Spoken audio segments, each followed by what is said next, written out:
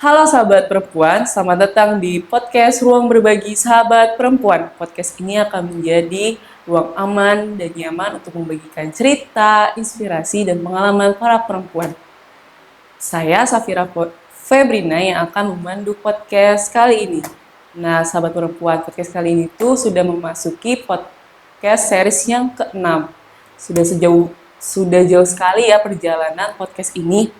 Nah, hari ini kita akan membahas tema yang sangat dekat oleh perempuan di masyarakat, di kehidupan sehari-hari perempuan, yaitu ranah domestik tidak hanya untuk perempuan. Sangat dekat sekali bukan oleh kehidupan perempuan. Nah, selama ini kan dianggap bahwa pekerjaan rumah, ranah domestik seperti mencuci, mengepel, menyetrika, membersihkan rumah, menyapu, dan memasak itu adalah sebagai kegiatan yang tanggung jawabnya itu pada perempuan. Padahal sebenarnya hal tersebut tuh menjadi tanggung jawab bersama, tidak hanya perempuan. Nah, melalui podcast ini kita akan membahas dan kita akan mengobrol lebih dalam lagi dalam pembagian peran perempuan di ranah domestik. Bersama narasumber kita yaitu salah satu staf di Cahaya Perempuan Bengkulu. Halo Mbak, boleh sebelumnya perkenalkan dulu nama Mbak siapa dan sebagai apa di Cahaya Perempuan? Baik, terima kasih. Perkenalkan, nama saya Desi Wahyuni. Saya merupakan salah satu advokat di Cahaya Perempuan PCC. Untuk saat ini, saya peran sebagai advokat itu lebih banyak fokus di pendampingan perempuan dan anak korban kekerasan. Jadi Mbak kita panggil Mbak Dewa aja ya berarti. Boleh. Biasanya para staf Cahaya Perempuan di sini memanggil Mbak, narasumber kita itu Mbak Dewa. Nah, Mbak Dewa berarti Mbak ini lebih fokusnya ke pelayanan ya kepada para korban kekerasan dan pelecehan perempuan ya, Mbak. Iya. Ya, oke Mbak. Sebelum kita lanjut lagi, kan kita podcast kali ini itu kan memahami ranah domestik dan kenapa selalu berkaitan dengan perempuan. Nah, sebenarnya ranah domestik itu seperti apa sih, Mbak? Iya. Ranah domestik itu seperti banyak kita ketahui bersama ya, bahwa itu yang berkaitan dengan rumah tangga, kemudian berkaitan dengan ranah pribadi yang berada di dalam rumah tangga tersebut. Gitu. Kenapa selalu maksudnya selalu dikaitkan oleh perempuan gitu. Padahal sebenarnya rumah tangga itu bukan hanya perempuan isinya, tapi ada laki-laki, ada anak juga, tapi kenapa selalu dikaitkannya dengan perempuan? Iya.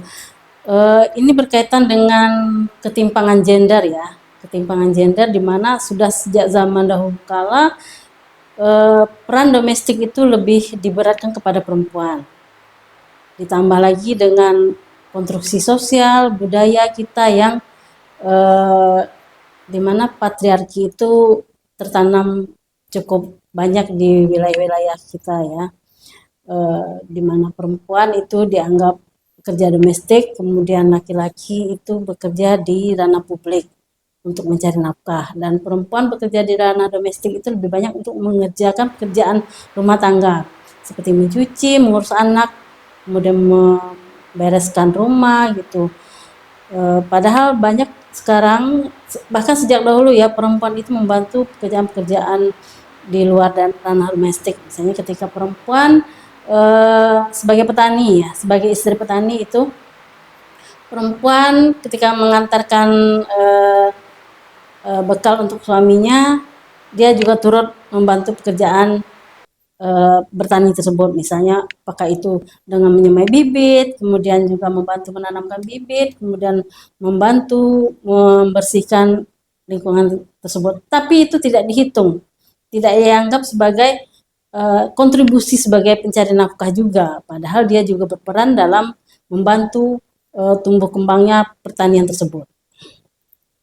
Jadi kayak ternyata memang sudah ada ya sejak dahulu Mbak, kayak memang sudah ada sejak dahulu perempuan itu tuh sudah difokuskan ya. Malah sampai ada slogan kayak perempuan itu apa namanya eh, bu bu apa, tugasnya sumur Sumur, ya kan, kasur, sumur kasur dapur iya, ya, sampai dibikin slogan seperti itu berarti kan memang masyarakat itu tuh sudah mengaitkan kalau perempuan itu tugasnya itu di rumah.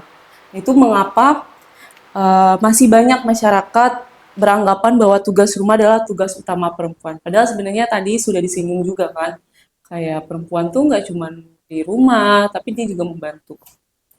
iya. Karena konstruksi sosial kita ya sudah mencetak, membentuk bahwa perempuan itu adalah melakukan pekerjaan-pekerjaan rumah. Segala sesuatu yang bersifat lembut misalnya, kayak menjahit itu adalah pekerjaan perempuan. Kemudian memasak itu adalah pekerjaan perempuan. Eh, ini yang menjadi apa? Beban perempuan menjadi lebih ya daripada laki-laki.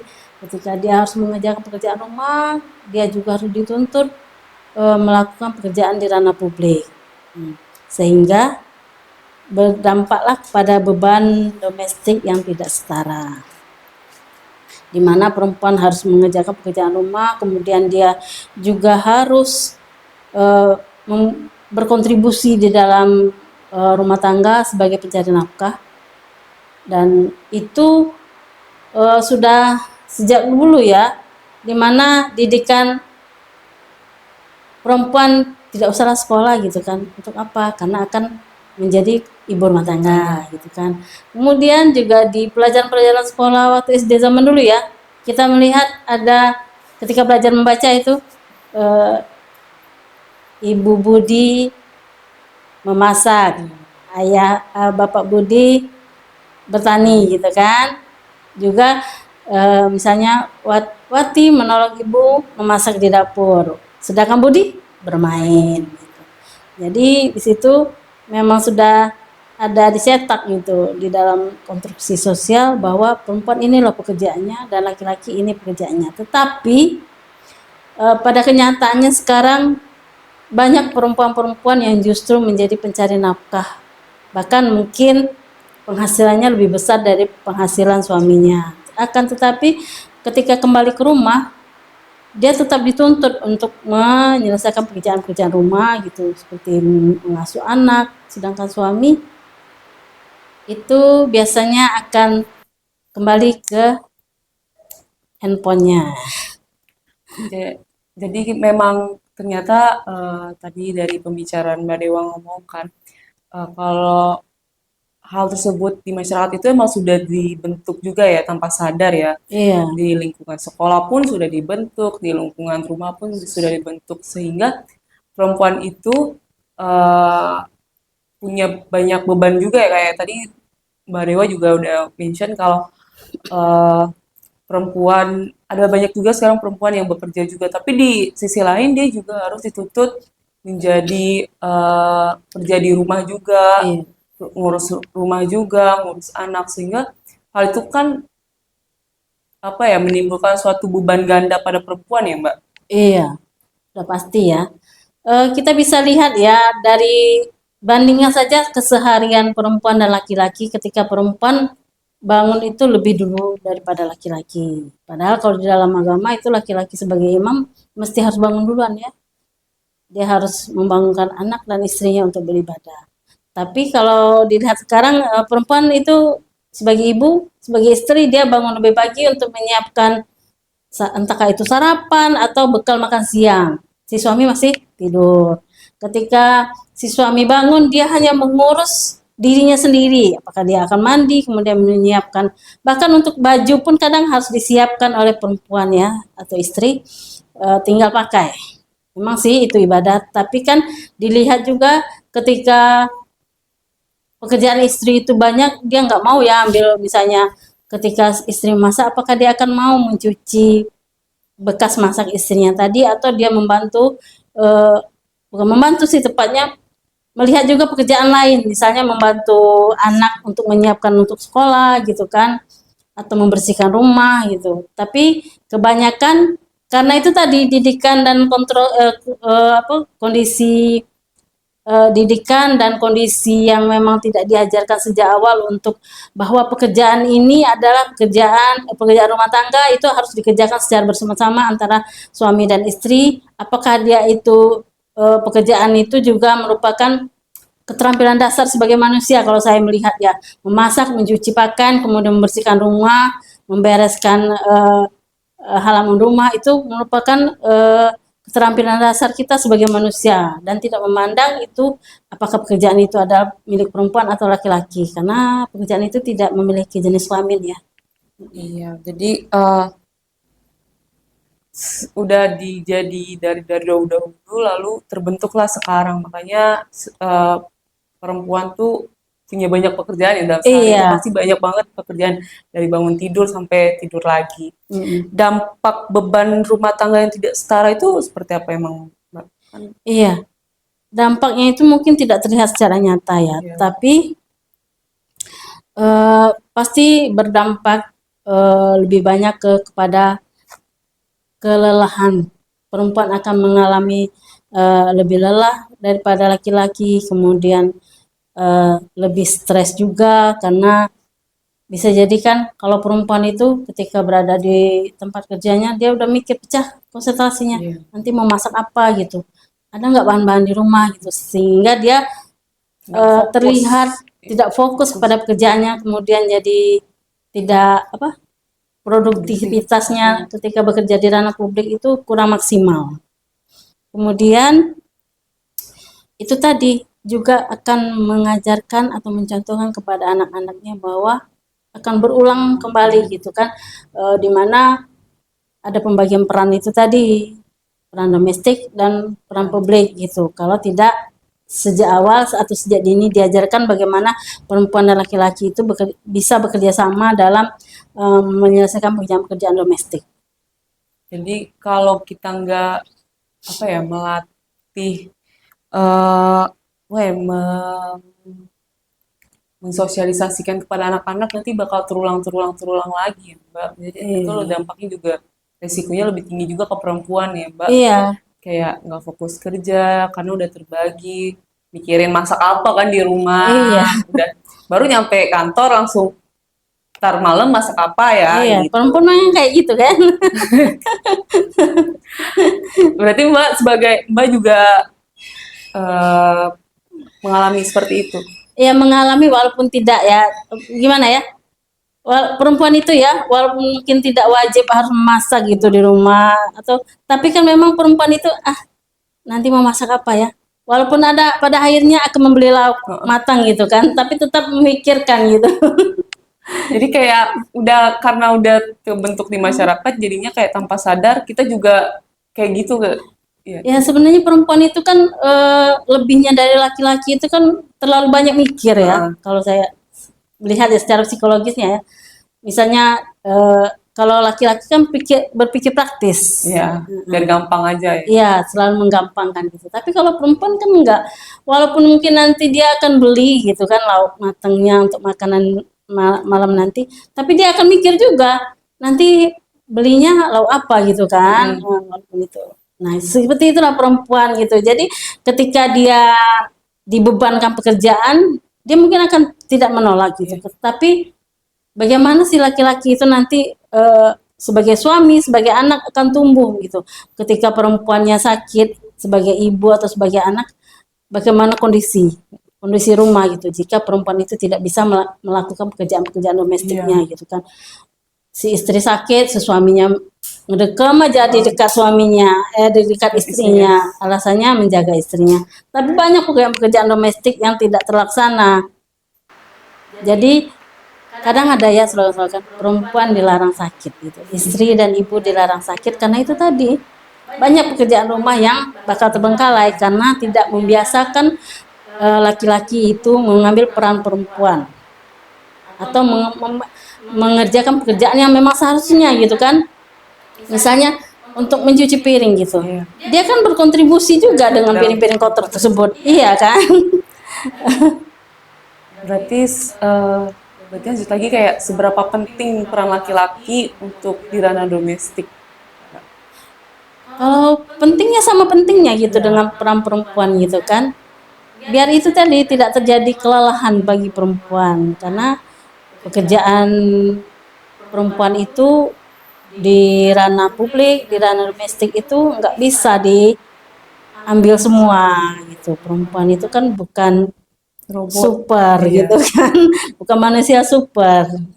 Jadi kayak sehingga itu kan berdampak pada kayak udah dibilang tadi sama Mbak Dewa kalau perempuan tuh jadinya nggak boleh sakit ya, nggak boleh istirahat karena Iya, pekerjaan udah di kerjaan di kantor ada kerjaan untuk beban kantor terus beban di rumah juga banyak sehingga eh, bingung kan mengolah hal itu kan jadi iya, berdampak juga kan pada eh, emosional psikologis para perempuan juga dan fisiknya juga sehingga ada muncul kalau perempuan itu nggak boleh sakit nanti kalau sakit pekerjaan rumah terbengkalai padahal sebenarnya pekerjaan rumah itu tanggung jawab bersama. bersama tanggung Iya, jawab bersama. Eh, lalu berarti itu sangat penting kan peran laki-laki dalam rumah tangga juga kan iya. adanya peran itu kan sehingga adanya peran laki-laki itu juga membantu meringankan pekerjaan rumah juga ya kan Mbak? Ya sebenarnya bukan membantu sih istilahnya ya. Ya, Dia mengambil peran juga dalam melakukan pekerjaan-pekerjaan rumah tangga gitu. Kalau istilahnya membantu salah juga sih kalau saya lihat ya. Membantu berarti mengambil sedikit iya, pekerjaan kan. betul. Tetapi kalau secara bersama-sama bekerja berarti sama-sama menyelesaikan apa yang seharusnya menjadi pekerjaan rumah tangga itu sendiri Jadi gitu. ada jiwa tanggung jawabnya juga. Iya, gitu. Pembagian perannya jelas gitu kan, misalnya si istri mencuci, maka laki-laki akan memasak gitu, atau sebaliknya gitu Iya. kan. Kemudian ada pekerjaan-pekerjaan, misalnya si suami membersihkan rumah, si istri mencuci piring gitu kan. Jadi sama-sama, ketika sama-sama bekerja, mereka juga sama-sama istirahat, sehingga kualitas dari rumah tangga itu sendiri lebih baik gitu. Nggak ada yang merasa lebih capek atau merasa lebih eh, repot gitu kan. Ketika jadi ketika akan kadang ada persisian sedikit menjadi apa kayak tersinggung dikit jadi bacok gitu. Kayak salah Karena itu menyalahkan. tadi ya karena itu kelelahan ya. Iya. Jadi menimbulkan apa namanya kayak Mungkin resiko yang lebih tinggi juga iya kan. mungkin cuma selisih paham sedikit jadi menjadi Jadi besar besar. karena perempuan Kelelahan. tadi mengalami kelelahan yang luar biasa gitu. Lalu bagaimana sih Mbak kayak untuk membiasakan kesetaraan di dalam rumah tangga itu antara laki-laki dan perempuan sejak dini? Iya, sebelum ya untuk calon-calon istri dan calon suami ketika menikah itu jangan lihat indahnya saja ya, tetapi juga sangat penting, sangat perlu itu untuk melakukan pembicaraan-pembicaraan sebelum atau kesepakatan sebelum terjadi pernikahan. Misalnya nanti untuk perempuannya ya bakal bertanya nanti yang ngurus pekerjaan rumah tangga siapa gitu kan. Iya.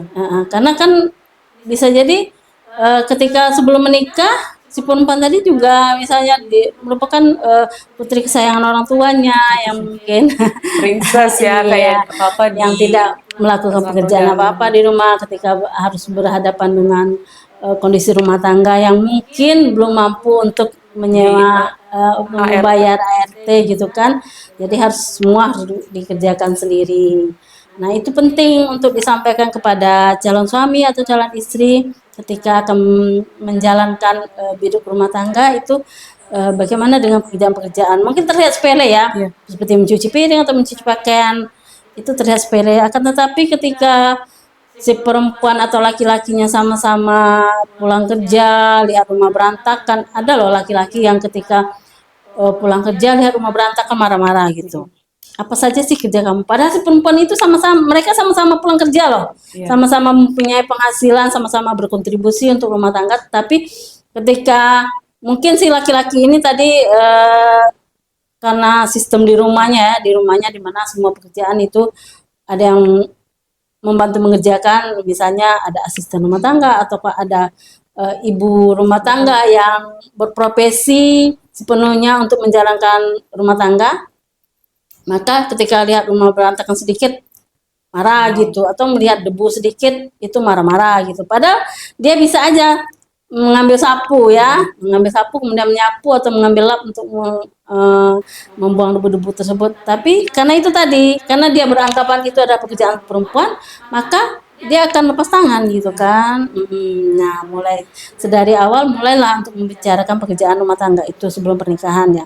Kemudian mungkin tidak akan bisa terlalu setara ya, tapi bolehlah kita menganggap 70-30 gitu kan, jika dipersentasekan. Tapi balik-balik lagi gitu, untuk 50-50 itu rasanya masih kita berharap tinggi ya, tapi ketika pembagian peran itu misalnya agak-agak sedikit, ketika laki-laki mencuci piring, perempuan mencuci baju kan lebih banyak ke perempuan ya, karena dia harus menyetrika juga gitu kan. Tapi pembagian peran itu sangat penting dan itu bisa memberikan contoh yang baik untuk anak-anak di kemudian hari. Jadi kayak untuk membiasakan pembagian peran kalau tanggung jawab rumah itu nggak cuman punya perempuan, tapi laki-laki juga bertanggung jawab atas pekerjaan rumah juga. Jadi kayak Iya, kalau ada kolaborasi iya, antara suami dan benar. istri Ya, juga sehat ya rumah tangganya. Jadi iya. kayak nggak saling menyalahkan, nggak saling apa namanya, Merasa bebannya lebih ya berat gitu. ya merasa bebannya paling berat. Itu kan yang ingin dicapai kan, Mbak. Lalu kan dalam mewujudkan itu kan selalu ada tantangan ya, Mbak. Mm-mm. Tantangan untuk mewujudkan pembagian peran, apalagi masyarakat ini masih kayak tabu dalam membicarakan hal tersebut dan sudah konstruksi sosialnya yang Mbak bilang tadi, konstruksi sosialnya yang sudah dari dulu dibangun, dibangun, dibangun terus sehingga masyarakat selalu memandang bahwa perempuan itu eh, apa namanya mempunyai bertanggung jawab atas rumah. Beban rumah tangga ya. Iya. Iya, sering kita temui ya ketika ada pembagian peran tersebut. Misalnya ketika laki-laki mencuci pakaian gitu kan, dilihatlah sama tetangganya. Iya. Itu kan jadi pembicaraan gitu Iya. kan. Lebih-lebih kalau dilihat dari oleh misalnya ibu si laki-laki tadi yang memang sistemnya dia menguasai pekerjaan rumah ya gitu kan. Itu salah satu tantangan ya.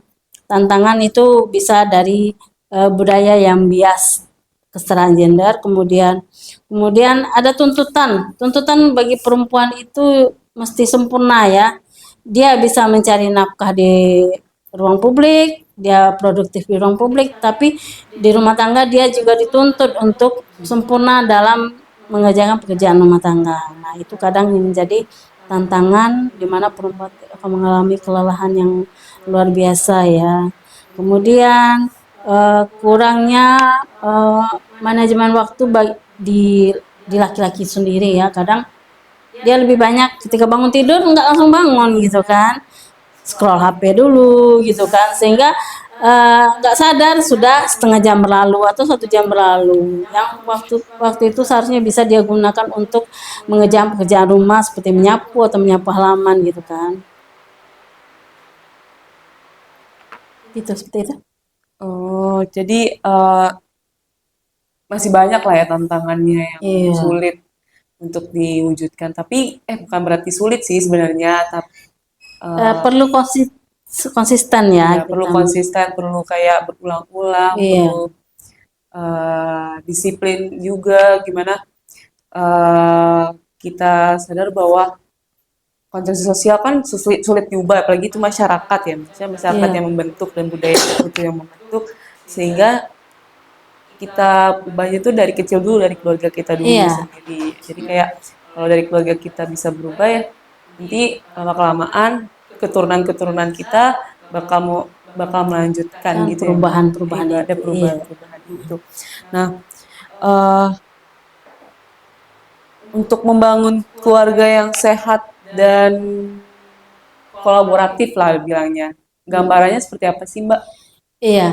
Gambaran untuk keluarga yang setara ya, itu yang terlihat mungkin tidak bisa terlihat secara nampak jelas di luar ya, tapi kita bisa melihat dari misalnya ini ketika makan di luar aja lah ya, si perempuan itu menggendong anak sambil makan gitu, dan dia itu ketika si suami sudah selesai makan dia buru-buru kan. Nah, itu salah satu bentuk ketimpangan gitu. Kalau dia setara bisa aja sih laki-laki tadi mengambil apa, si suami tadi mengambil anaknya terlebih dulu, biarkan istri makan, kemudian setelah istrinya selesai makan gitu, si suami bisa menyerahkan kembali anak pada perempuan gitu. Tapi kita juga bisa melihat ya ketika jalan gitu kan, laki-laki santai nggak bawa apa-apa gitu, sementara si perempuan bawa tas, bawa tentengan, bawa anak gitu kan. Nah, itu gambaran yang tidak setara. Tapi kalau gambaran setara bisa mengambil, apakah si laki-laki itu mengambil perannya untuk menggendong anak gitu, maka perempuan yang membawa tas gitu kan. Itu bisa dilihat secara kalau kita lagi jalan ya. Iya. Tapi kalau lagi di rumah tangga ya, bisa dilihat pembagian peran yang jelas gitu. Nggak usah yang harus ada misalnya kalau sehari-hari misalnya perempuan bagian ke dapur gitu, masak, nyuci gitu kan. Laki-laki nanti yang bagian jemur-jemur, bagian bersih-bersih gitu kan. Atau mengurus anak ketika anak akan ke sekolah, memandikan gitu, mengganti popoknya. Seperti itu.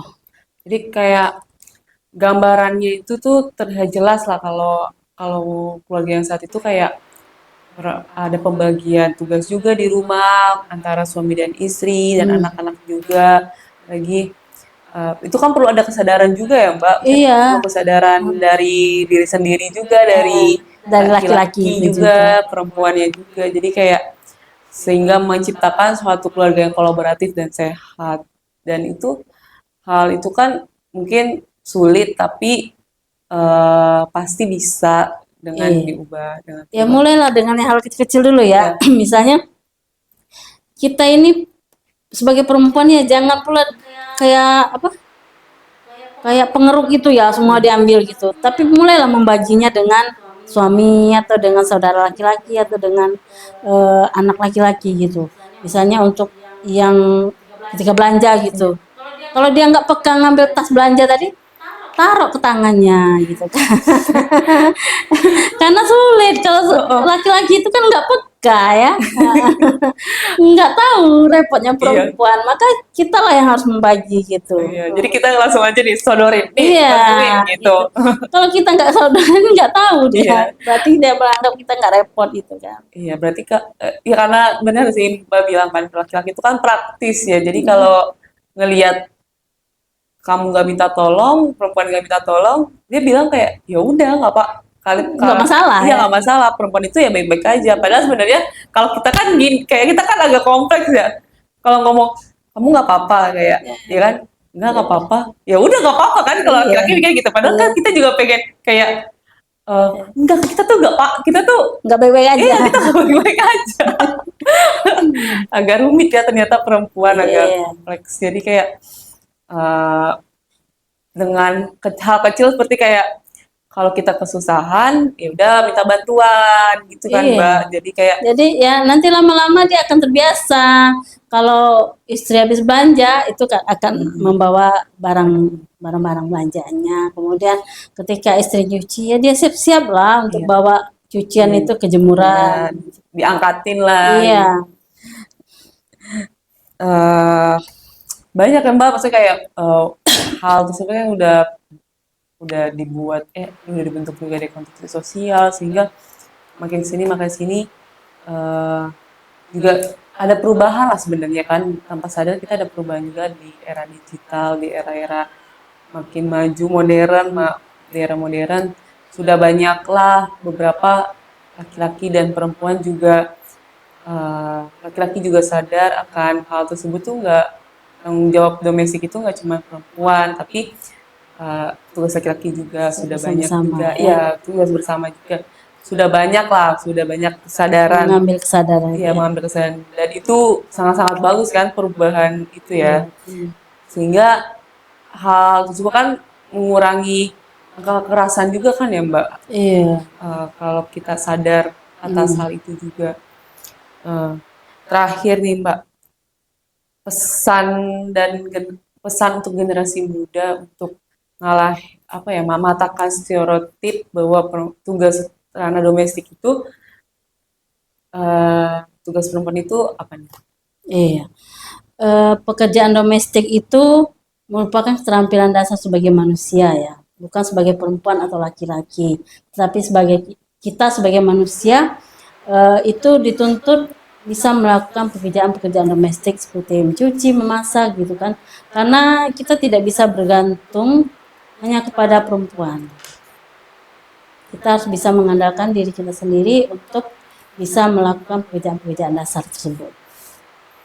Nah, itu sahabat perempuan. Jadi, sahabat perempuan dan teman-teman muda yang di luar sana, basic skill life itu nggak cuman hanya harus perempuan, tanggung jawab perempuan. Pada akhirnya, basic skill life itu punya tanggung jawab masing-masing manusia sendiri-sendiri. Jadi, jangan uh, terus menggunakan stereotip atau stigma bahwa perempuan itu tugasnya memiliki tanggung jawab ranah domestik, tapi ranah domestik itu mempunyai tanggung jawab bersama.